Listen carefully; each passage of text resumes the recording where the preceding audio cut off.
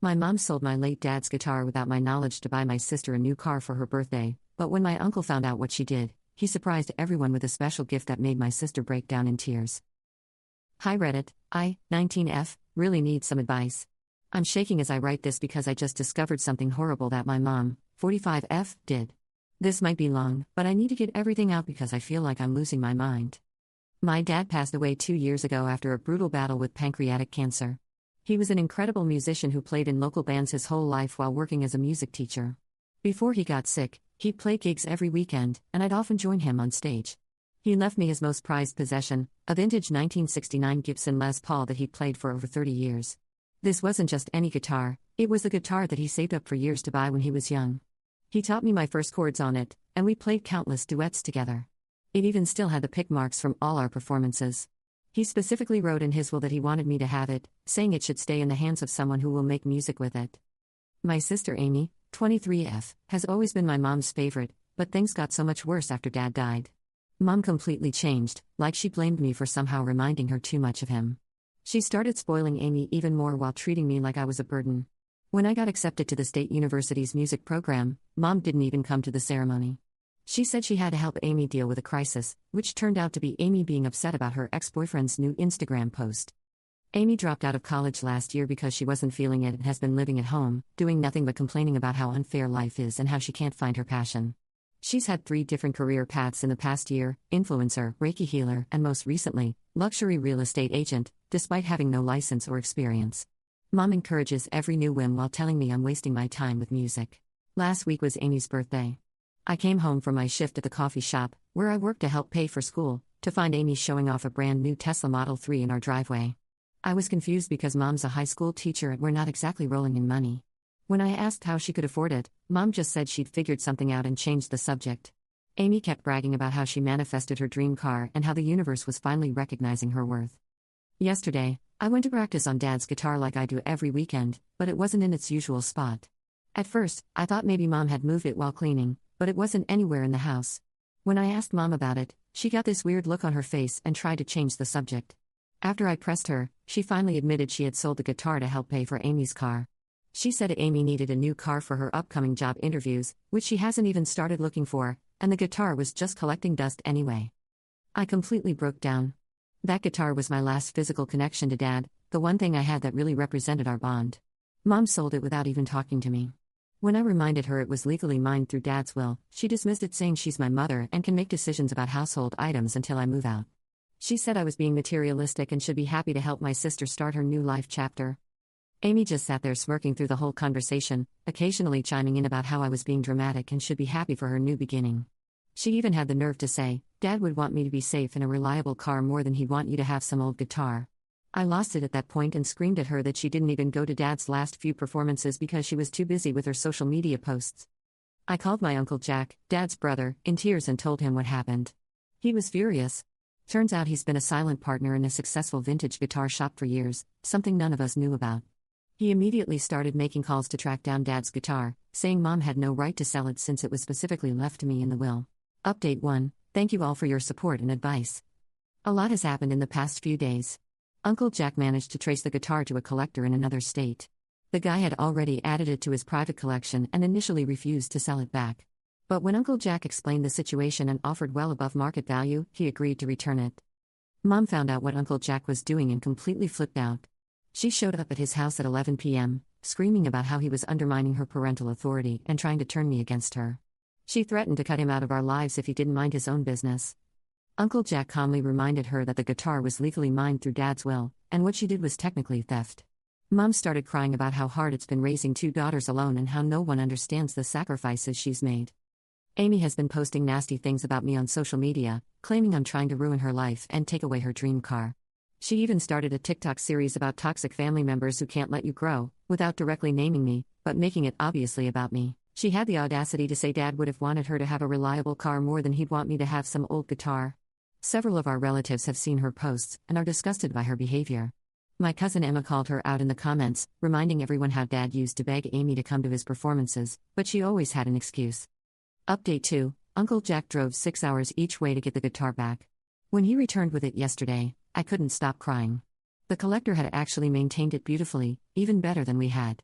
While we were checking it over, Uncle Jack noticed something we'd never seen before. Dad had etched a tiny message inside the guitar: "To my beautiful daughter, who fills my life with music. Love always, Dad." Seeing his handwriting again broke me. Mom and Amy came home while Uncle Jack was there, leading to a massive confrontation. Amy started screaming that it wasn't fair that I was Daddy's favorite and got his stupid guitar while she got nothing. That's when Uncle Jack dropped a bombshell. Dad had set up a college fund for both of us before he died, but Amy had blown through hers in a year of partying before dropping out. I had no idea about this because I'd been working to pay my own tuition, saving the fund for grad school like Dad suggested. Mom went pale when Uncle Jack mentioned the college fund. Turns out she had promised Amy she could have my portion since I wasn't using it anyway. Uncle Jack informed them that wasn't possible because he was the trustee, not Mom, and the money was legally locked for education expenses only. Then he revealed something else. Dad had taken out a life insurance policy that was supposed to be split equally between Amy and me when we turned 25. Mom had already given Amy her half early, claiming she needed it for business investments, which turned out to be pyramid schemes. Update 3: Things have escalated dramatically. Mom and Amy tried to guilt trip our entire extended family, claiming I was being selfish and ungrateful after everything Mom has sacrificed for us. They even created a family group chat specifically to share their side of the story. It backfired spectacularly. Our aunts, uncles, and cousins have been calling to share stories about Dad and how proud he was of my music. Several of them had videos of us playing together that I'd never seen, including one from his last performance where he dedicated a song to me. What really broke my heart was finding out that Dad had been recording video messages for both Amy and me during his last months in the hospital. Mom never told us about them. Uncle Jack discovered this when he was going through Dad's old laptop that Mom had shoved in the attic. There were dozens of videos, Dad talking about his hopes for our futures, sharing family stories, and even recording guitar tutorials for me to use when he was gone. Mom claims she forgot about these videos, but Amy let it slip that she'd known about them for months. She'd even watched some of them but didn't tell me because she was protecting me from getting too emotional. The real shock came when Uncle Jack revealed that Dad had left personal letters for both Amy and me, to be opened on our 25th birthdays. Mom was supposed to keep them safe but never told us about them. When confronted, she admitted she'd read them and destroyed Amy's letter because she thought it would just upset her since Dad expressed disappointment in her life choices. She claims she misplaced my letter, but Uncle Jack thinks she destroyed that one too because it probably praised my dedication to music, which would have made Amy jealous. More family secrets came out during this confrontation. Apparently, Dad had been trying to get Mom to take Amy to therapy for years, concerned about her lack of empathy and responsibility. Mom had refused, saying there was nothing wrong with Amy being sensitive and free-spirited. We also learned that Mom had been telling Amy one thing and me another, deliberately creating conflict between us since we were kids. The most devastating revelation came from my Aunt Linda. She told me that during Dad's final weeks, he had specifically asked Mom to make sure Amy and I stayed close after he was gone. He worried that without him as a buffer, Mom's favoritism would drive us apart. Mom had promised him she would treat us equally and help us support each other through our grief. Finding out she had done exactly the opposite of his dying wish was the last straw for me. I've decided to move in with Uncle Jack and his wife while I finish college. Mom is beside herself, saying I'm abandoning the family just like Dad did. He didn't. He died of cancer after fighting to stay with us as long as he could.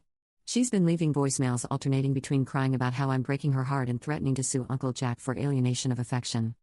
Amy has been switching between two extremes, either crying about how unfair everything is and demanding that I at least split the value of the guitar with her since we're sisters, or posting passive-aggressive TikToks about toxic family members who can't let go of the past.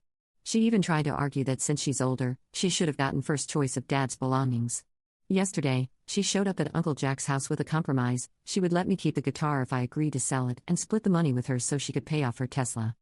Update 4: Living with Uncle Jack and Aunt Sarah these past few weeks has shown me what a healthy family dynamic looks like. They've helped me set up a small music room where I can practice whenever I want.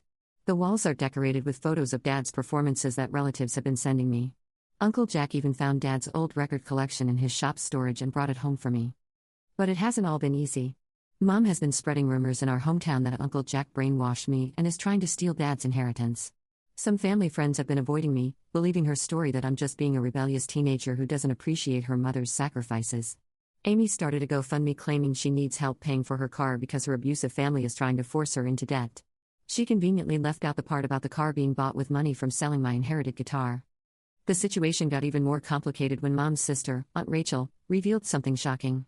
Apparently, before he died, Dad had confided in her that he was planning to leave Mom. He had discovered that she had been secretly taking money from both our college funds for years to fund Amy's various business ventures and shopping sprees. He had been quietly gathering evidence and consulting with a lawyer about protecting our inheritances. His diagnosis came before he could take action, and in his final months, he was more focused on spending time with us than confronting Mom about the money. Final update: it's been 2 months since everything happened. I've been focusing on healing and music, trying to honor Dad's memory in my own way. Last week, I played my first gig at a local coffee shop, using Dad's guitar. The owner, who used to host Dad's performances, didn't charge me for the space and put up a small tribute photo of Dad by the stage. I played some of his favorite songs, including the first one he ever taught me, Wish You Were Here by Pink Floyd. I could almost feel him there with me. The most surprising development came from Amy. After I moved out, she had no choice but to actually start looking for work since Mom couldn't afford to keep supporting her lifestyle. She got a job as a receptionist and has been talking about taking some community college classes. It's not exactly the glamorous influencer career she wanted, but it's a start. Last week, she texted me asking if we could meet for coffee. She didn't exactly apologize, but she admitted that she misses having me around and remembers how Dad used to say we needed to look out for each other. Mom still won't acknowledge that she did anything wrong, but several relatives have told me she's been asking about family therapy. Uncle Jack thinks the reality of potentially losing both her daughters has finally started to sink in. She's been sending me links to mother-daughter reconciliation books and YouTube videos about forgiveness. I'm not ready to forgive her yet, but I'm trying to understand how grief and fear can make people do terrible things. Uncle Jack helped me officially register Dad's guitar with its serial numbers and documentation of the inheritance. It's safely stored in a climate-controlled room when I'm not using it. Sometimes I just sit and look at Dad's message inside, remembering all our time together. Last night, I found an old video on his phone of us playing Blackbird together when I was 12. I played it on his guitar and finally felt at peace. I've started giving guitar lessons to kids in the neighborhood. One of my students, a quiet 11-year-old girl named Sophie, reminds me so much of myself at that age, same determined look when trying to master a difficult chord.